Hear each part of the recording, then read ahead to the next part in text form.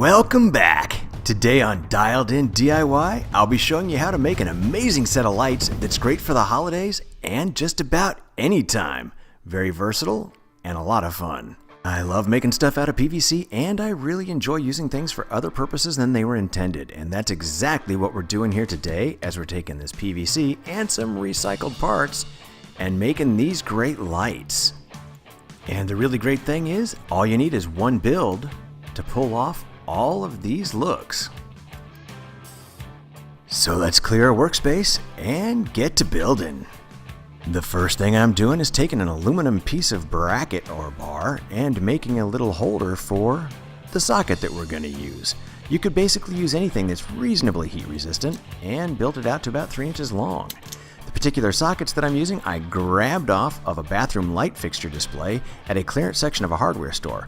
It almost cost me next to nothing to get it, which was perfect for tearing apart to make something like this. Because I rounded the corners off on that aluminum bar, it actually fits perfect inside of this 3-inch PVC elbow. We're going to get back to that in just a minute. Before we do, we actually have to get things wired up and ready to go.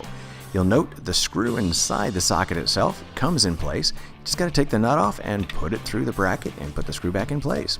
I'm repurposing something I made for another project previously to use as a base. It actually holds perfect for everything that we're putting together here. It's a piece of ABS that's 4 inches in diameter with an end cap in place.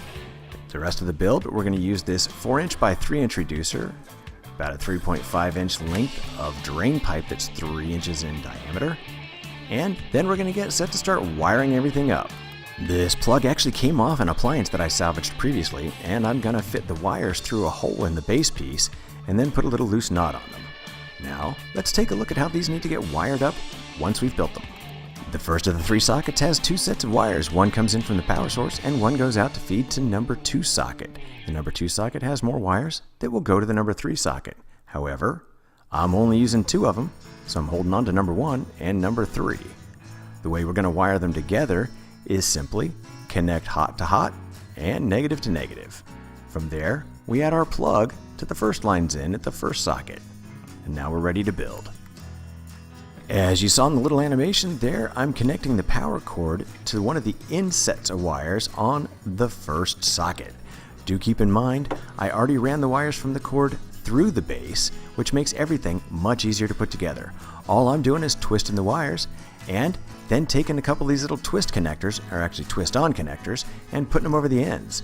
I'm using a little extra electrical tape just to keep the wires secure and then tucking them down inside. I grabbed a scrap piece of braided wire that was actually a pretty thick gauge and went ahead and added that onto my socket, which I will then use to connect to the other socket. Take that piece through the elbow and then settle it back down against the narrow part of the elbow itself on the PVC, and it will sit very well.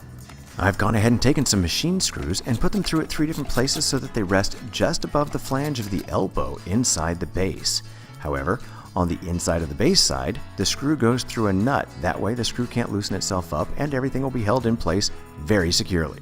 Right now, if you shake the light, the bracket's still loose, but that's an easy fix. Just grab that 3.5-inch piece of 3-inch drain pipe, push it down inside, and that will force the bracket against that elbow and everything is secure. Then put your reducer on top and you have your first completed floodlight of the pair. So now take your connector wire and run it through your second base and wire it into your second socket.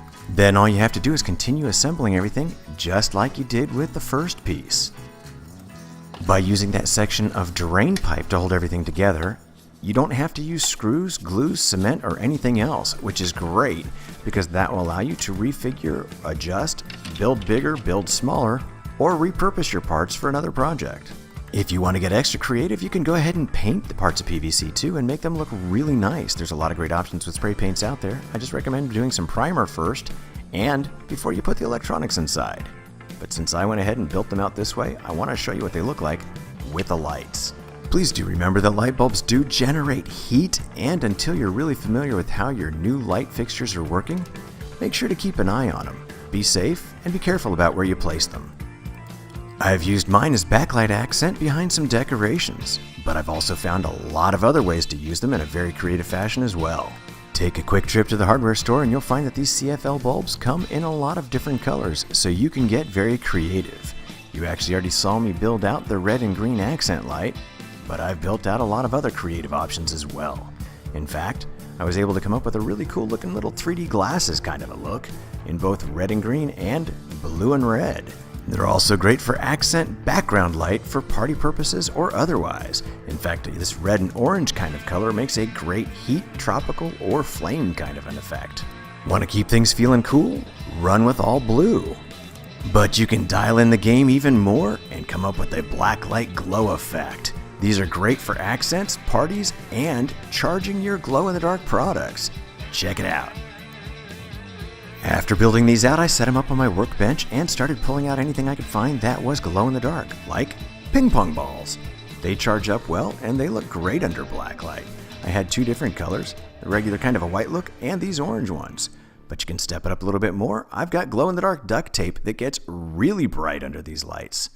Also, I've previously made a lot of glow-in-the-dark products like these stars. I show you how to make them from scratch in the video that's linked in the description below. And definitely one of my favorite projects that I've done is making reusable glow sticks. I came up with this idea quite a long time ago, and these are the actual glow sticks that I used in that video. So these are well over a year old. I just grabbed them out of a box, stuck them under the glow lights, and they still work great.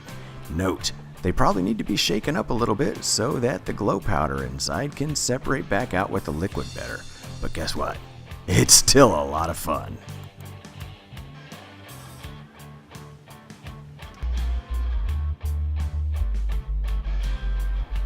Thank you for watching. Please press like and then subscribe. There will be more dialed in DIY to come.